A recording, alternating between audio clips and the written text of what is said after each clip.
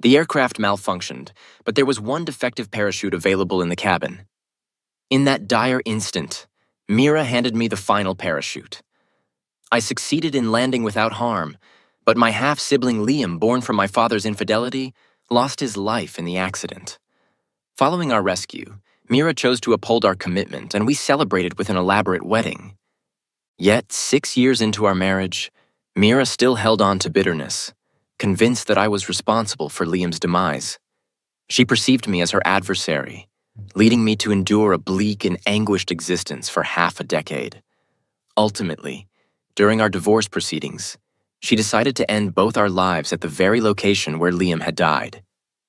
However, upon regaining consciousness, I found myself back on the day of the crash. This time, I resolved to offer the survival chance to the person she cherished most. As I became aware of my rebirth, the airplane had already started to tremble. The flight attendants were distributing parachutes when they discovered that one was defective. After a brief pause, Mira still gave me the last parachute. "This parachute is yours, Leo," she said. Observing the sorrow in Mira's eyes as she handed me the parachute, I stepped back and declined.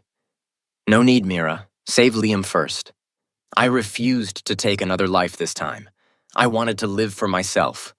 Hearing my words, Mira immediately exhaled in relief. She gazed deeply into my eyes, her expression softening, even showing a hint of joy. Quickly, she grabbed Liam and placed the final parachute on his back. "Leo, you're my fiancé. I was supposed to save you first, but since you've asked me to save Liam, I'll honor your request." With that, she swiftly pulled Liam toward the airplane's exit and leaped out, not even looking back, as if fearing I might change my mind. How absurd! Did she think everyone was like her? It was her decision to make. After our rescue, Mira regretted her choice. In my previous life, she gave me the last parachute and remained by my side after I jumped, leaving Liam alone on the plane. Although we immediately contacted the rescue team after landing safely, Liam's body was never found in the vast sky. When Mira first learned of Liam's death, she showed no emotion. Even towards me, she spoke coldly, treating me as an insignificant person. She could handle all of Liam's affairs alone while I mourned. Her only request was not to leave him buried alone, suggesting he be interred in the family cemetery where a plot was available. I agreed without hesitation. She even asked if I wanted to postpone the wedding. But what did she say? She took my hand, and with deep affection in her eyes declared, "Marrying you has been my lifelong dream. We can't delay our wedding for someone insignificant, can we?" I've waited for this day for so long. I thought she truly loved me and wanted to be with me forever, but later realized she was merely marrying me quickly to punish me for Liam's death. However, that choice wasn't forced upon her, nor was it something I made her choose. So, what did Liam's death have to do with me? This time, I offered the survival chance to the one she loved most. She should be thankful to me. Watching their determined figures vanish as they jumped, I immediately began devising a plan to save myself. After all, this time, I couldn't be sure that Mira would remember to call for help once she was safe.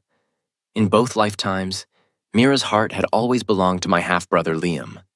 In my previous life, although there was little hope, she still contacted the rescue team as soon as we reached an area with a signal. But this time, it was Liam who received the parachute symbolizing survival. Thus, I couldn't even expect her to notify the rescue team immediately after jumping. If she didn't declare me dead right away, I would consider myself fortunate. After all, in both lifetimes, the person Mira loved was Liam. In my former life, I only discovered after our marriage that Mira and Liam had known each other long before. They attended the same school, both recognized as illegitimate children of their respective families. Because of this, they had a mutual understanding and promised to always be together. Our engagement was also influenced by my status as the legitimate heir of the Sue family, the rightful successor to all the Sue family's wealth.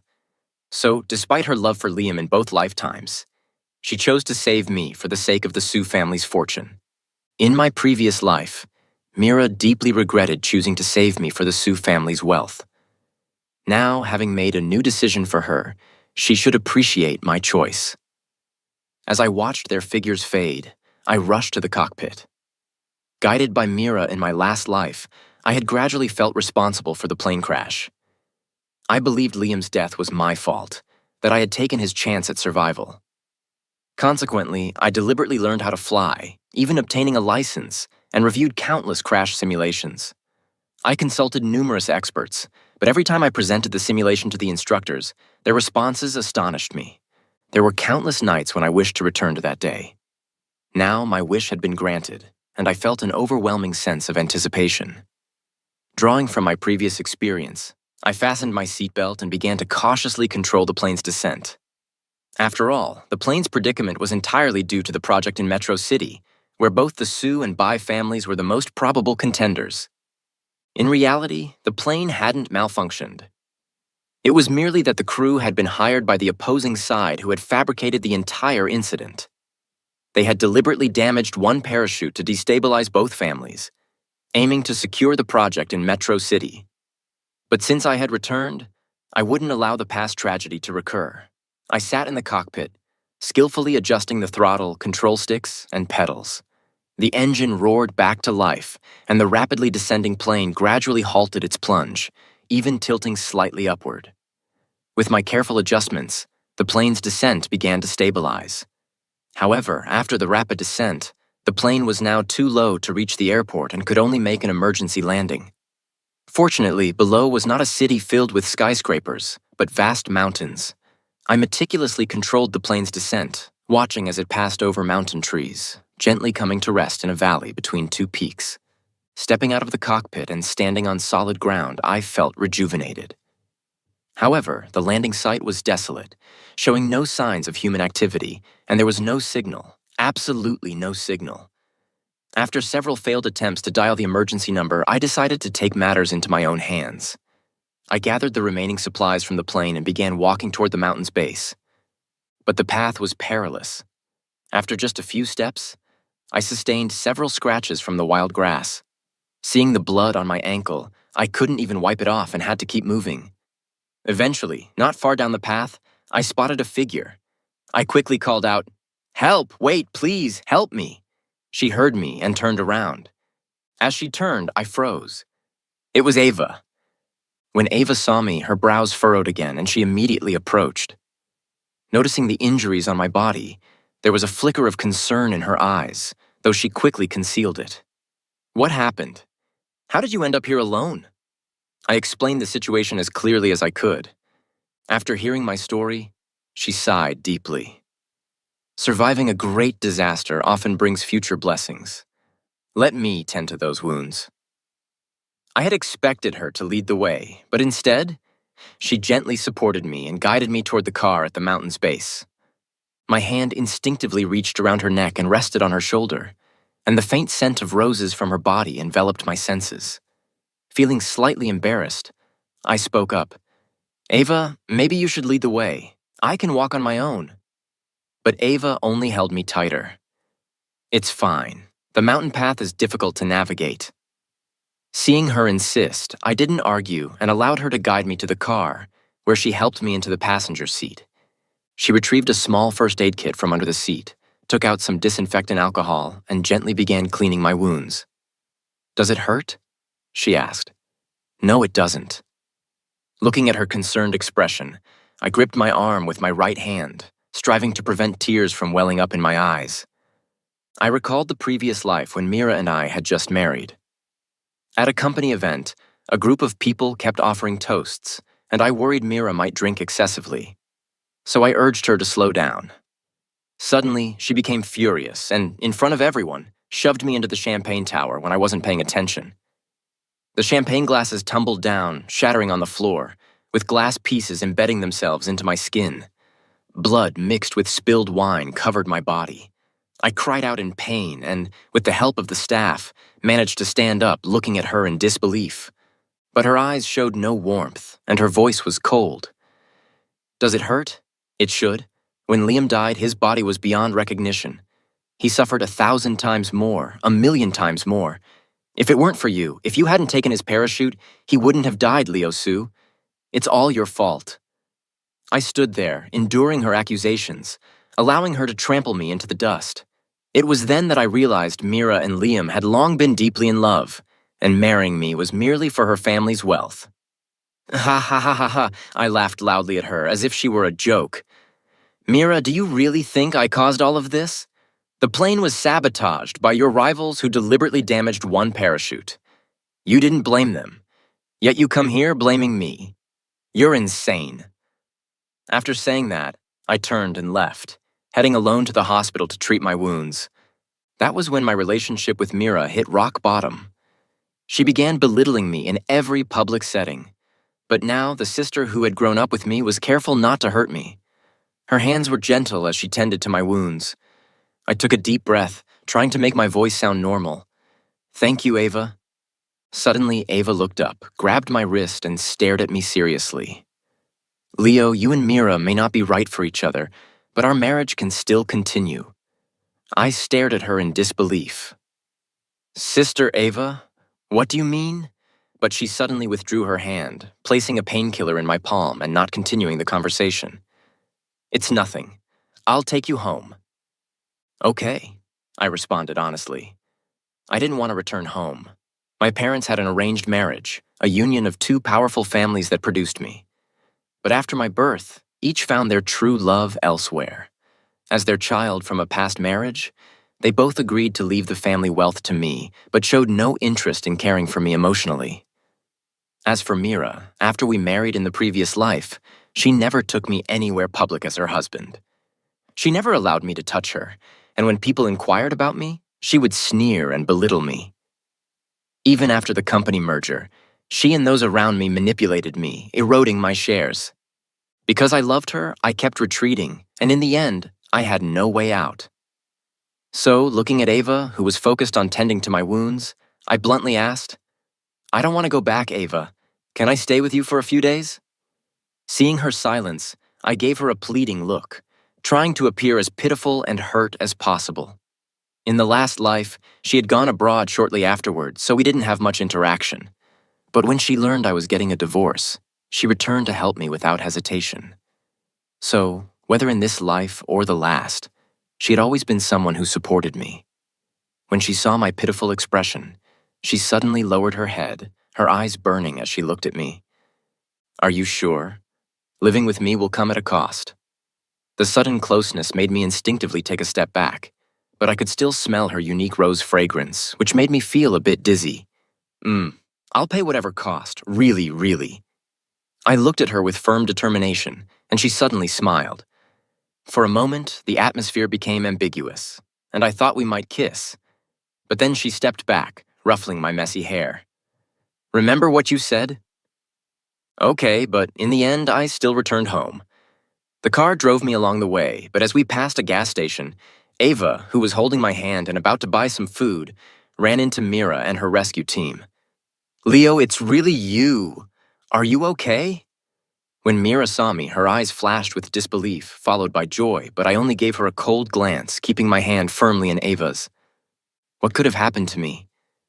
Mira stared at me in shock, seemingly not expecting me to survive the fall from such a great height. Liam, standing behind Mira, noticed Ava behind me. Without hesitation, he stepped in front of Mira and spoke. Leo, was it Ava who saved you? But how did you survive that fall from 10,000 meters? And by some strange twist of fate, end up meeting Ava? Do you two already have some connection? What was he trying to imply? Did he think I orchestrated all of this? And you know Ava has been in competition with Mira for the family fortune lately. What a coincidence that you two emerge from the forest together. Leo, are you really going to claim that none of this is related to you? I took a deep breath and looked back at Liam. In my previous life, although Liam's body was never recovered, I had felt immense guilt. Besides, even though he was only a few months younger than me, I had always treated him like a younger brother. But now, it seemed like this brother didn't see me as his true sibling. Seeing that Liam was about to continue pressing the issue, I couldn't take it anymore. I strode over to him and, under his accusing gaze, threw a punch straight to his face. Liam immediately covered his face, staring at me in disbelief, and even Mira beside him looked at me in shock. I casually blew at the non-existent dust on my hand. The world suddenly felt so quiet. It was blissful. Then, with everyone still stunned, I raised my hand and turned to the police officer who had just arrived. "Officer, I'd like to report slander. He's spreading rumors about me." And so we were all taken to the police station. Liam called the police, claiming that Ava and I had conspired to cause the accident, while I, in turn, accused Liam of defaming us. After some back and forth, we were all held while waiting for the police interrogation. Liam kept glaring at me, seemingly trying to get me to confess something incriminating. "Leo, we're half-brothers. Mira is your fiancée. Are you really that heartless, wanting us both dead?" I lowered my head, glancing at the bandages on my foot and ignoring him. After a moment, I spoke coldly. "Do you have any evidence for all these claims? You should know better than anyone the consequences of slander." I lifted my head and looked at him with icy eyes. "Liam, have you forgotten what happened to the last person who slandered me? When I was in high school, someone jealous of my top grade spread rumors that I had cheated on my exams. The rumors spread like wildfire. When my parents found out, they called the police, who arrested all the culprits. Some of them even tried to deny their involvement, claiming they had been coerced. But as the police dug deeper, they all eventually admitted their actions." Liam's face immediately changed when he heard this. He stood there, silent, unwilling to speak further. But Mira, who had been listening to our exchange, was furious. She quickly pulled Liam behind her, glaring at me with disdain. "Leo, what do you mean by that? The people who spread those rumors about you were already caught. Don't threaten Liam with such things. He was just voicing his thoughts. Is it really necessary for you to act like this?" I gave her a cold look, with no emotion in my eyes. "Since you're so sure, does that mean you were the one who orchestrated my downfall back then?" Mira's face instantly turned pale, but years of experience in business kept her calm. She narrowed her eyes at me and replied with a cold sneer, "Leo, speak with evidence." I couldn't help but laugh. "Now you want to talk about evidence?" You, Mira, enraged by my words, turned pale with anger. Her voice sharpened as she tried to respond. But before she could say anything more, Ava walked out of the interrogation room. Seeing the scene, Ava immediately stepped in front of me, radiating an undeniable sense of authority. "Do you still want to make a move?" I stood behind Ava, smirking as I watched Mira, who seemed to be utterly flustered, eyeing Ava with a mix of fury and confusion. "Ava, I'm his fiancée. Is that so?" Ava deliberately turned to me, her icy gaze suddenly softening into a look filled with tenderness, her eyes seeming to glisten with warmth. "She's your fiancée." I quickly shook my head and answered without hesitation. "No, of course not." Ava chuckled lightly, her voice carrying a subtle allure. She exuded a carefree, relaxed charm, especially with the way her eyes seemed to sparkle. Her gaze made everything else disappear, and I found myself unable to think about anything except those soft, inviting lips. She must be enchanting me. Otherwise, why would I feel compelled to lean in and kiss her? Mira, witnessing this, felt the blood rush to her head. Her face darkened several shades, and she glared at us with obvious malice. Just as she was about to erupt, the police called me into the room to take my statement. Mira had no choice but to relent. By the time we had all been interrogated, the police had a better idea of who the primary suspects were. By the time we left the police station, it was already evening. I was holding Ava's hand, slowly walking out through the main entrance. Just as I was about to get into Ava's car, Mira suddenly spoke up from the side. "Leo, your parents already know what happened today. They're really worried about you and are waiting for you at your villa. Shouldn't you go check on them?" I couldn't help but laugh when I heard that. They were so worried about me that they didn't even bother to call and ask how I was doing. Instead, they just stayed at home waiting for me. What a way to show concern. Moreover, they had both already found their true loves. If it weren't for the prearranged deal to leave their assets to me, they probably wouldn't even consider giving me their wealth. I couldn't help but laugh bitterly when I thought back to my childhood. When I was little, I didn't understand why they got divorced or why they didn't want to see me. In an effort to please them, I tried so hard to excel just to make them smile a little when they signed my report cards. I wanted even the smallest shred of love from them, but even that was nowhere near what they gave their new children. Eventually, I stopped hoping and started celebrating my own successes, whether it was getting the top score or buying myself a little cake on my birthday to mark the occasion. It was during this phase of my life that I met Ava in college. Our families had been longtime friends, and the marriage contract had been set up a long time ago, though the right partner had never been chosen. After my father divorced my mother, he immediately married Liam's mother, only to later claim he had found his true love on the other side. After having Ava, my father had a child with another woman and named her Mira. Though Mira was an illegitimate child, she was still brought back to the family estate and raised there. The marriage contract was supposed to be fulfilled between Ava and me. But when I went to university, Mira began to aggressively pursue me. Having never experienced love before, I completely fell for her after days of intense pursuit. I believed she liked me. No, she loved me. That's why I agreed to go through with the engagement ceremony with her, despite all the opposition from others. They thought that after I married her, she would take charge of everything, leaving me to focus on managing the family business. To them, that was their version of love for me. So when I eventually asked for a divorce in my past life, they naturally refused. To them, my happiness didn't matter. What mattered was that the company was well managed. I also knew that after our marriage, it wouldn't be easy for the two families to divorce. So I endured for year after year, until in the 6th year of our marriage, I finally obtained proof of Mira's mismanagement. I presented the evidence to her, threatening to file for divorce unless she agreed. But in this new life, I was determined not to make the same mistakes again. I got into the car, glanced at Ava in the passenger seat, and whispered, "Ava, can I drive you home?" Ava didn't refuse. I started the car, and as we neared her house, she handed me her phone. I looked at her, confused. She spoke, her voice carrying a subtle coldness. "Tomorrow, I'll pick you up, and we'll go to the Bai family to discuss the marriage contract." I quickly entered my phone number, handed the phone back to her respectfully. "It's done, Ava." Ava parked the car neatly, then dialed my number. She waited for the sound of my phone ringing before opening the car door. "Go on, if you need anything, call me." "Okay, I will." After leaving the Bai family estate, I drove back home. As soon as I opened the front door, I saw my parents sitting on opposite ends of the couch, each of them silent, but the tension in the air was palpable. Before I could even take a step towards the sofa, my father immediately stood up and started berating me. "You're already this old. How can you still act like this? Do you have any idea how much I've sacrificed today to wait for you? I turned down a multi-million-dollar business dinner just to be here. And you? Since when can you fly a plane? How come I didn't know about that?" In his fury, my father slammed his hand on the table, pointing at me, his voice rising in anger. "Liam was only asking you a few questions at the police station, and you threatened him like that. Where's your sense of being an older brother? And what's going on with you and Ava?" Before my father could finish, my mother picked up a vase from the table and threw it at him.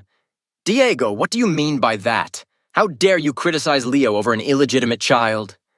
Stunned by the broken vase on the floor, Diego quickly shifted his attention to my mother. "Did I go against the agreement? Even with Liam, I still left most of the inheritance to Leo. But you," my mother was utterly furious now, pointing at Diego. "Don't think I don't know. Your illegitimate child and Mira have been secretly colluding all this time. I see through both of your schemes." "Mom, I was shocked. She knew. She knew everything. So why was she still insisting I marry Mira? Why did she reject my divorce in the past life even though she knew all along?" My mother, slightly flustered, spoke. "Who you marry doesn't matter. At least Mira has the ability to help you manage the company. If you find someone better, I'll support you in calling off the engagement." I bitterly smiled. So this was it. None of them truly loved me. I stood up and declared, "I'm breaking off my engagement with the Bai family." "No." Before I could even finish, my father immediately rejected my proposal. "That marriage was arranged when you were just a child. You can't cancel it over something as trivial as this."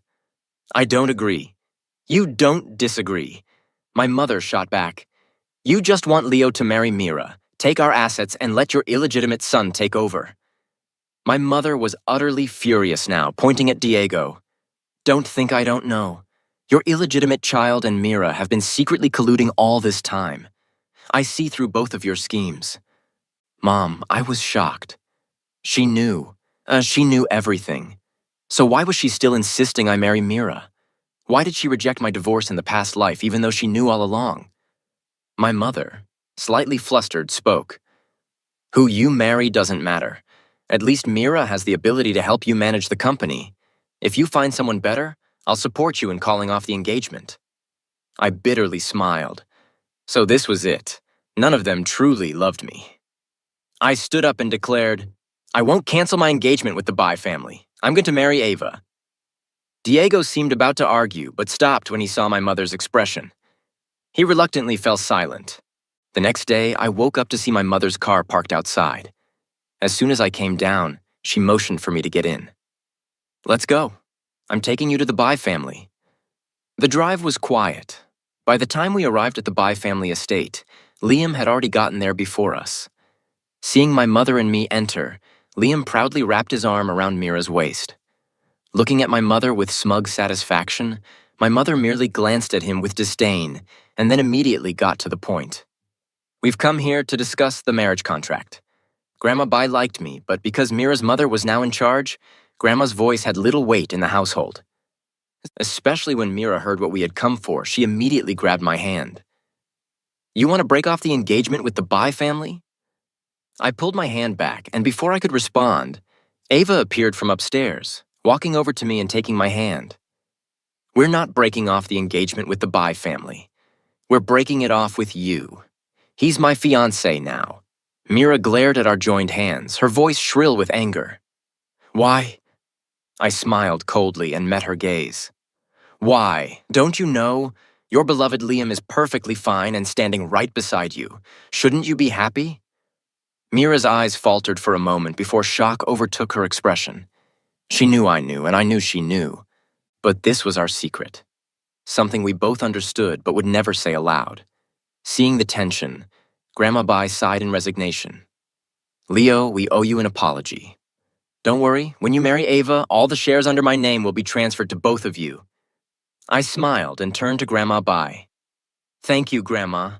I'll have it officially announced by 10 a.m. today. With that, I left the Bai family estate with Ava. I didn't expect Mira to chase after us. Leo, I can explain the reason I did what I did back then. I simply turned and got into Ava's car, rolling down the window and mockingly glancing at Mira. You regretted it back then, so now you should cherish him even more. As soon as my words left my mouth, the car windows slowly rolled back up. Ava squeezed my hand and spoke firmly. There's no need to say more to her. She doesn't deserve it. Yeah, you're right. I tightly gripped her hand in mine. We spent the entire day in a villa on the outskirts of the city, enjoying our time together. By the next morning, I packed up and got ready for work. In my previous life, even though I had landed safely, I was still shaken, which caused me to miss out on the Metro City project. Mira, on the other hand, had no competition and smoothly secured the Metro City project. Watching the project double her assets, it was clear to me just how valuable it was. I wasn't about to let that slip by again. While I was working nonstop, Liam came by the office to find me. Leo, this project is really important to Mira. Could you not? No. I firmly rejected him, as I had in my previous life. I wasn't stupid enough to believe that they had pure intentions. If I hadn't threatened Mira with evidence of her mismanagement and forced her into divorce, she would have tormented me for even longer. But just as we were about to proceed with the divorce, she suddenly changed her mind, stabbing me with a knife and setting fire to the villa. She claimed it was all because of the debt we owed Liam. But in the end, she was the one making the decisions, not me. I didn't want to waste any more time with him and ordered for him to be kicked out of my office. While I was fully focused on securing the project, Mira didn't give up. She called me non-stop. As I kept blocking her numbers and finally warned her I would report her to the police if she continued harassing me, she finally fell silent for a while. 2 months later, after my persistent efforts, I successfully secured the Metro City project. To celebrate, Ava and I had an impromptu night of passion that lasted until morning. The next day, I walked into the office, full of excitement to take the company to new heights. But when I arrived, I saw Mira standing outside my office, holding a bouquet of flowers. Leo, I really know I was wrong. Please forgive me. I didn't want to deal with her, so I responded sarcastically, if you're sick, go see a doctor. Don't come bother me.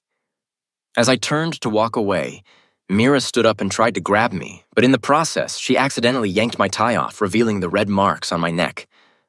Leo, I snatched the tie from her hand. Mira wouldn't let up, her eyes filled with desperation. Leo, I really regret it. I know I was wrong. If you forgive me, I'll do anything you want. I sneered, lowering my head to look at her, speaking in a tone only the two of us could hear. What do you regret? Regretting how you treated me in the last life. Don't you know late remorse is worth less than dirt? Her face drained of color, her whole body turning pale as she looked at me in shock. I was about to walk past her and head to my office, but she suddenly dashed ahead of me, rushing toward the window. Half her body was leaning out of it, and she screamed, Leo, if you won't forgive me, I'll jump right now. I looked at her in disbelief. Before I could respond, Ava appeared behind me, pulling me toward her and wrapping herself around me. It's fine. If you jump now, your mother will be thrown out of the house tomorrow. You. Mira stared at Ava in disbelief, clearly not expecting this kind of blunt threat from someone who had always been so gentle. Fuming, Mira climbed back inside and gave me one last longing look as she left the building. I didn't care. My marriage to Ava was progressing quickly, and there were so many things to plan for. When I heard about Mira again from a friend, it felt like a lifetime ago. My friend told me that Mira had been forced to leave the country by Ava. I shook my head. With everything going on at the company during the day and spending time with Ava in the evenings, I had no energy to worry about anything else. It was through my friend that I found out my father had found yet another true love. This new love even gave him a son. And as always, Diego quickly abandoned Liam and his mother, marrying this new woman. Watching himself get cast aside, Liam snapped. He took all the money from Mira's company and fled the country with his mother. Mira had no choice but to strike a deal with Ava. If Ava helped her and her mother escape abroad, Ava would give her a sum of money for their peaceful retirement. Naturally, Mira agreed and left for another country. But what I didn't expect was that on the day Ava and I were getting married, I received the news that Mira had been arrested. She had truly been destined to be with Liam. Otherwise, they wouldn't have run into each other on a foreign street. It was an encounter filled with hatred. The street was notorious for being lawless, and Mira shot Liam in broad daylight before being arrested by the police. But all of this had nothing to do with me anymore. Now, sitting on the couch with Ava's clothes in my arms, I playfully whined, Ava, those new clothes I bought for you are so cute. Could you try them on for me? Ava shot me a glance. Her face flushed in embarrassment. Do you really consider these to be proper clothes with so little fabric? Of course they are.